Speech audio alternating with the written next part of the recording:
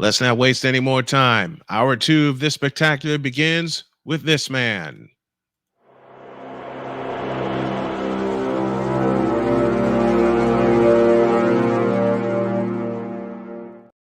You know him well, Ben Sudderth the third, the owner, the Hey, manipulator, and the operator of the BS3 network. Fabulous network with some fabulous shows. Check him out on Roku. He joins me this morning. How are you, my man? Great to have you. yeah, great to be back on. Good to see you. Good to see you. Missed you, man.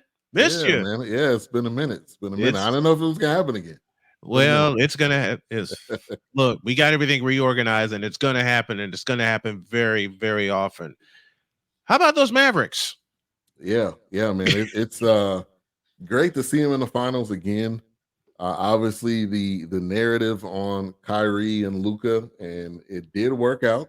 I think Kyrie's in a better space. And he had a previous interview this week that's talking about how he wasn't really in a great space. It wasn't in a good situation.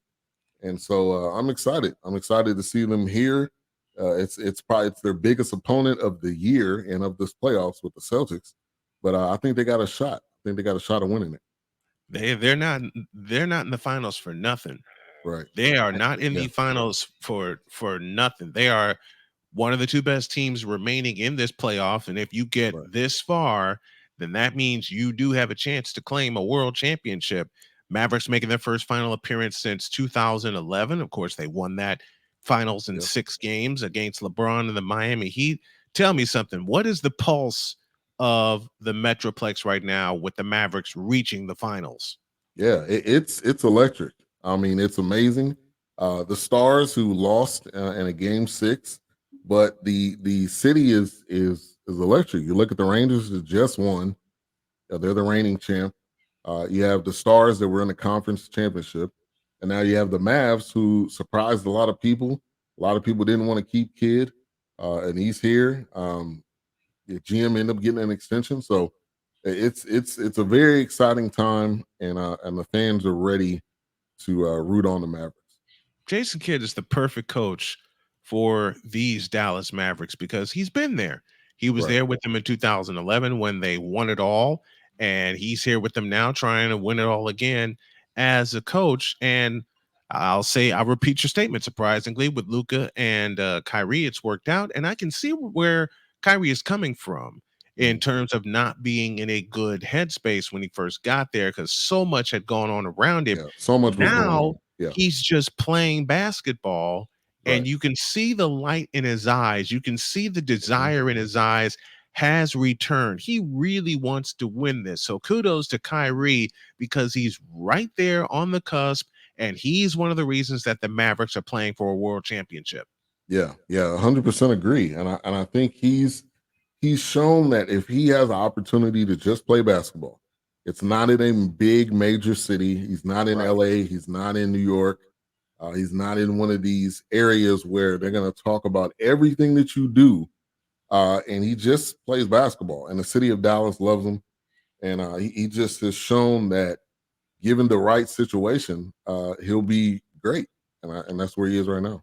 How long did it take, do you think, for the fans to like really embrace Kyrie and welcome him as a native son, not just to the team, but to the city itself? Yeah. I think it was probably towards the end of the first year. And the contract extension, him signing, I think was another big thing. But I think immediately when he came in here and he said, well, this is Luca's team, and I'm here to help this team and help Luca. And then I think his seeing his relationship with the team, you see not seeing any drama at all.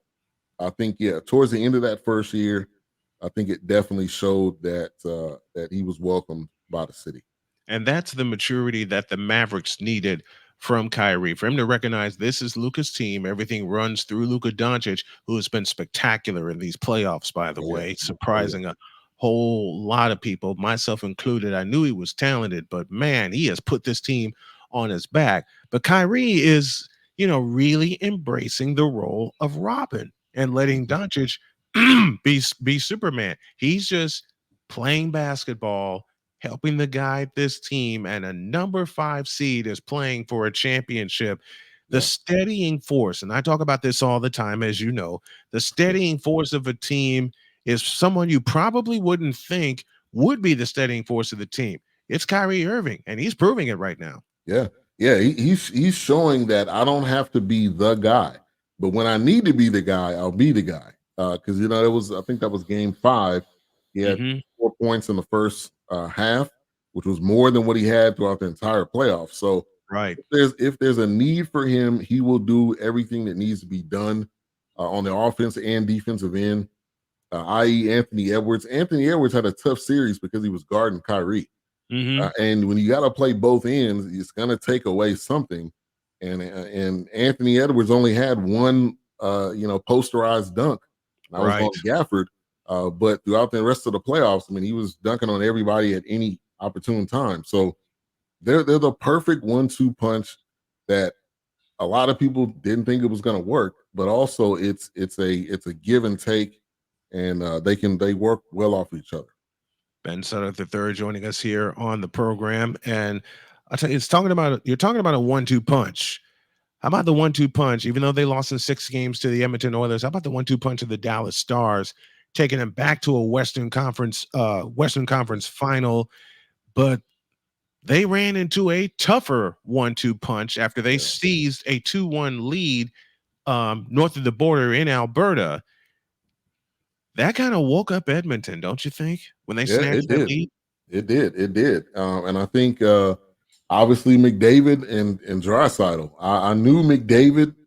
I'm still kind of young in my hockey Hmm. fandom and coverage, but everybody was telling me McDavid is the LeBron or the not the GOAT, but he's the best of the sport. I mean, being a Yes. three-time MVP. Hmm. And I think seeing him in person, he was just faster than everybody else. He was more talented than everybody else, and it showed. And I think the biggest problem was the power play. Stars didn't get a power play goal the entire series, and you're just Right. not going to win that way. I mean, they had at least I think 2 to 3 or upwards of 5 in the other series. So Hmm. this was they definitely ran into a buzzsaw, and their defense and penalty kill, it was just crazy, and they couldn't get over that. So it's great to see him here again, and I think that's a big shout out to Coach Pete DeBoer, who his demeanor and the way he coaches is a lot of the reason why they're there. Something about the Dallas Stars, you don't know what strength you have until one is taken away. Right. Two of them were taken away in the Western Conference Finals, in particular the last 3 games. You mentioned the penalty kill. They did a penalty power play. I beg your pardon. Yeah. They did not have a power play goal all series. The PK for Edmonton was up a couple of notches Yeah. from the first two series. The other thing that the Edmonton Oilers took away, and I kind of thought this would happen, they took away the speed of the Dallas Stars. They kept them in the neutral zone. They kept them Right. out of the shooting zone. And when you don't put Right. enough shots on goal, you're not going to win a playoff series. Yeah, yeah, that's true. And they really woke up in the last game. Obviously, game 6 is desperation. You either win or go home. And they had I think 31 shots on goal to 5 or 10 or somewhere that the Oilers had. And I think that you needed to really do that every single game, but you just never know until you get to that point in the series where you have to do something. And so they hit their match. They did beat obviously Vegas, which they lost to the previous year. They also beat Colorado, the past two champions.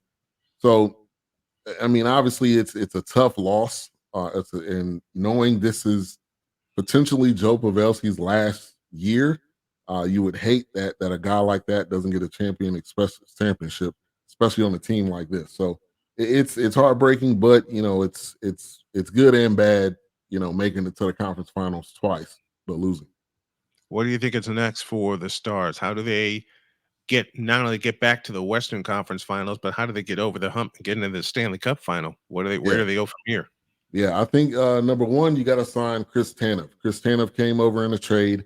He's man, this guy got a tooth knocked out, came back into the game.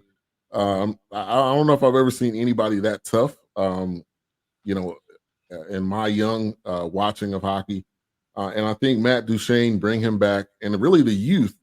This system is so deep. I mean, they have so Mhm. many players that have the opportunity to come up. So I just think these players have to take the next step. I think that's really what it comes down to. You may have Pavelski retiring. You may have some other players possibly retiring because it just hurts to lose like this. So I think the Right. youth really needs to develop and step up.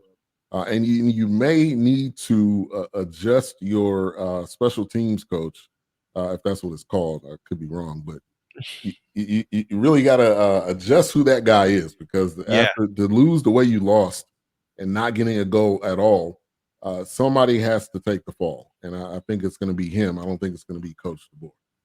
Yeah, I don't think it's going to be Coach DeBoer either because he galvanized everybody together. And it started with game 7 against the defending champion at the time, Golden Knights, who had the Stars on the ropes several times in that first round series. But Yeah, the resiliency, and this is what I'm proud of, the resiliency of the Dallas Stars to knock out the champs and then knock out the previous champ the other year from in Colorado to make it to the Western Conference final. But right. as you said, they ran into a buzzsaw in the Edmonton Oilers. And if you think about it, the Oilers were the underdog that the Stars were last year. Right, right, exactly. I mean, and that was, they went down bad. They to Vegas. I mean, and they were trying to really crawl out of the hole. Hmm. But I think their main focus, and they were prepared for Vegas this time. They knew what to look for. They were prepared. So that was a tough series right out the gate. A lot of people thought they were going to lose because Vegas just seemed to have our number. If you were in any of the group chats, I mean, it was just wild how the Stars would go left or right. They were like, "Whose fault is it this time? They're going Hmm. to lose in this round." And then to make it to the Western Conference Finals, I think just is a testament to this team and the leadership of the team. You know what it's also a testament to, and I've heard you talk about this. It's a testament to how strong the Western Conference is, Yeah, because the last 3 years, Colorado, Vegas, and now Edmonton, to get to the Stanley Cup final, three teams no one expected to get to the Stanley Cup final, especially if you go back to Vegas's run to the Stanley Cup. Remember, they got there in their first year in 2018, and then they right. just fell off a cliff, beginning with that comeback series where they were beat by San Jose in 2019. This just took so much of a climb for Vegas to get back to the Stanley Cup final. Colorado the year before that. Now you have the Edmonton Oilers. You got the Dallas Stars in that conference as well. The Western Conference is loaded, and it's going Yeah, to be loaded for a long time. yeah. I mean, it's only going to continue to get better, and that's exciting about hockey. But also, your team is going to be facing the top team in the conference each and every playoff. So, I mean, it's an exciting time for hockey, especially here in Dallas. Oh man, an exciting time indeed. Little football before we go to a break, and minicamp has started Yeah. for the NFL. So far, what have you seen from your Cowboys? Yeah, I mean, number one, we don't see CD or our star linebacker there, but I think you're starting to see some of the players that were injured. So obviously Diggs is out there, um, Overshown is out there. He tore his ACL during training camp. So we're seeing some of these players that were, excuse me, injured, and some of these players that are coming back. So it's you don't win or lose anything during OTAs, but Mhm. it's good to see the players on the field that were missing. They're starting to figure out how to use Deuce, and I think he's going to be an interesting piece this year because obviously you didn't really focus on the running back position. Obviously, you brought back Zeke, but let's all be honest, it is past Zeke. Zeke is more of a emotional signing and more of a motivator than he is, I think, a star running back at this point in his career. So I think they're just trying to figure some things out. I think they'll get the deals done with CD. I don't think that that's going to be an issue at all, and Micah. I don't know, what they're waiting for, but I think they'll get the deals done, and it's not going to be an issue. So we're just really starting to see the beginnings of this season getting ready to start, and I'm excited and I'm doubtful at the same time. More one more than the other. Excite more, Doubtful. more. I'm honest. I'm more doubtful than anything else. I and, mean, and I again, it love the just fact, and I love the fact that you are that you are honest, man. yeah, The schedule came out, and the how does Victor put it? Moronic Republic of Cowboy Nation went nuts. like they They went always do. thank you. Like they always do. They looked at the schedule and they said, "Oh, we could beat this team and this team and this team." And I tell you what, I've said this before. You've heard me say it before. You've been on the program with me. Cowboy fans are like Bear fans. At the start of the season, they are so Yeah, optimistic, right. and they look at the schedule and because Bear fans think that Caleb Williams is all of that and then some, and they're not looking through realistic eyes like I have. I Right. mean, I called 3 of his games. I'm Yeah. not impressed. Yeah. Nor have Yeah. I been nor have I been impressed. Now they see the they see the schedule come out, and the first game I'm going to focus on, of course, is week 8 when y'all are coming off of a bye week and you got to come to Santa Clara.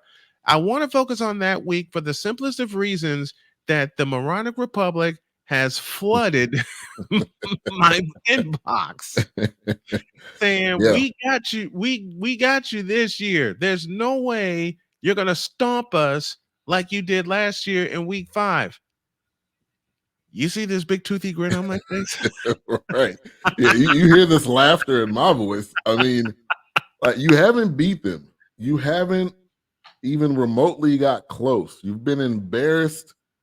People say, "Oh, it was close last year."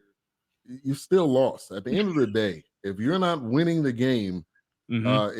you're not in comparison, or you're not on the same level as that team.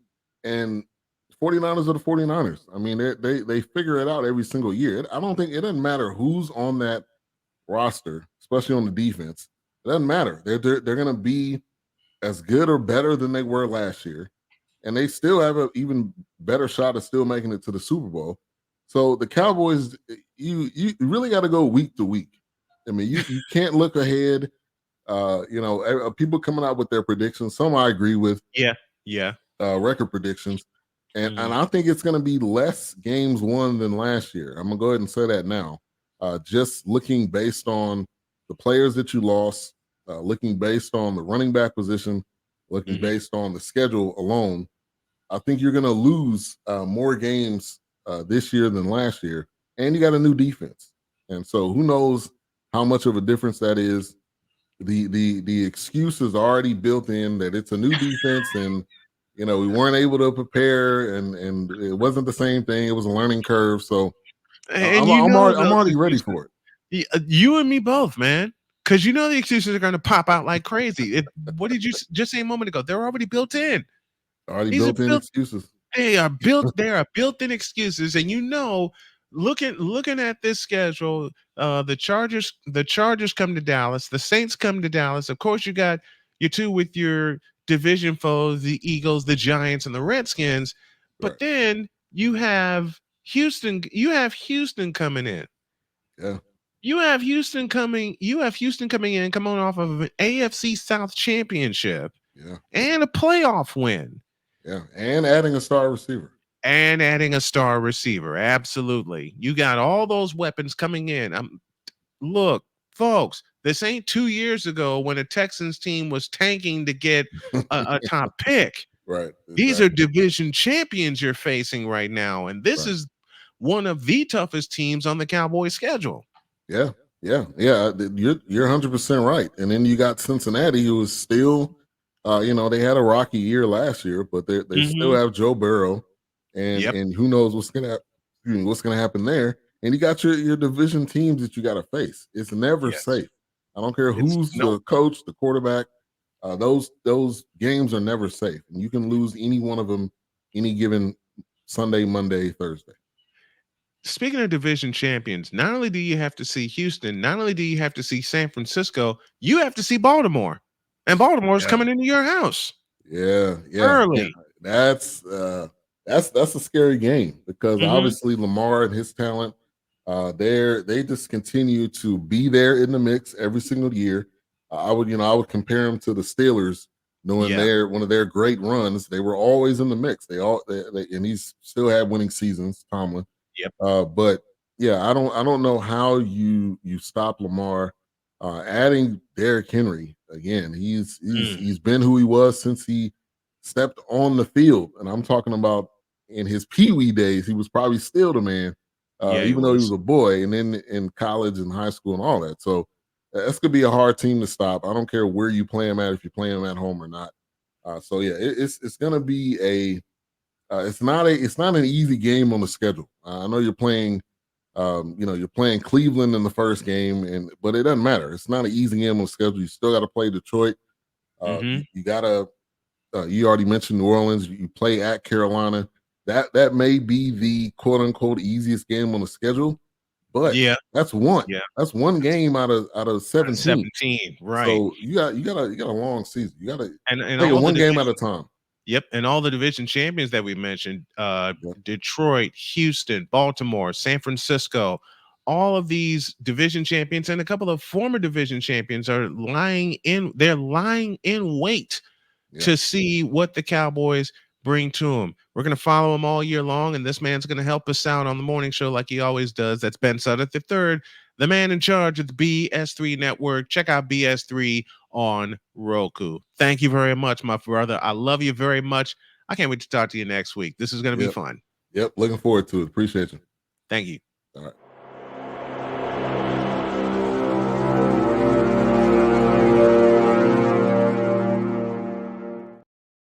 Man, don't go anywhere. We'll be back with more after this.